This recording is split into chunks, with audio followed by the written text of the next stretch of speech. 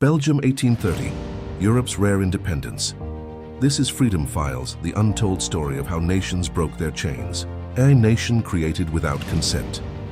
After the defeat of Napoleon in 1815, Europe's great powers met at the Congress of Vienna to redraw the map of the continent. Their goal was simple: prevent another revolution. To create a strong buffer state against France, they merged two very different regions into one country: the Protestant, Dutch-speaking North, the Catholic, French-speaking South. This new state was called the United Kingdom of the Netherlands, ruled by King William I. But the southern population, the people who would become Belgium, had never agreed to this union. They were ruled, not represented. Growing tensions beneath the surface. Under Dutch rule, the southern provinces faced religious discrimination against Catholics, language suppression of French speakers, economic policies favoring the north, centralized power under the king. Merchants were unhappy. Workers were angry, clergy felt attacked, intellectuals felt ignored. Belgium was industrializing rapidly, but its people had no political voice. The pressure was building. All it needed was a spark. The revolution begins in an opera house. On August 25, 1830, in Brussels, people gathered to watch an opera titled La Muette de Portici, a story about rebellion and freedom. As the final act played, the audience was moved beyond restraint.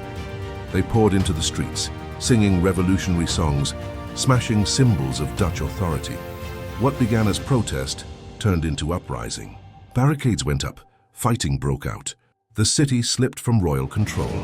From riot to revolution, King William I sent troops to crush the rebellion, but the resistance spread quickly.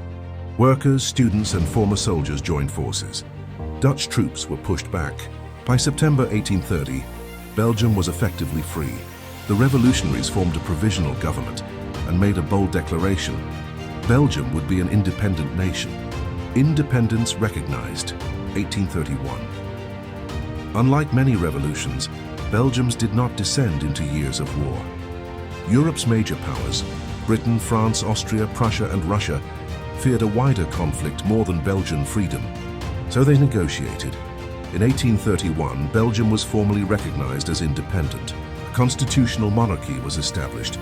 Leopold I became king, and Belgium adopted one of the most liberal constitutions in Europe. It was a rare moment, a nation born not from empire, but from popular resistance within Europe itself. Go freedom with future consequences. Belgium's independence showed the world that freedom movements were not limited to colonies overseas. But history would later reveal a painful irony. The same Belgium that fought for its own freedom would later become a brutal colonial power in Africa. Freedom, it turned out, does not automatically teach justice. Moral of the story: revolutions can succeed without oceans or empires involved, but freedom carries responsibility. Belgium teaches us winning independence is one thing, using it wisely is another.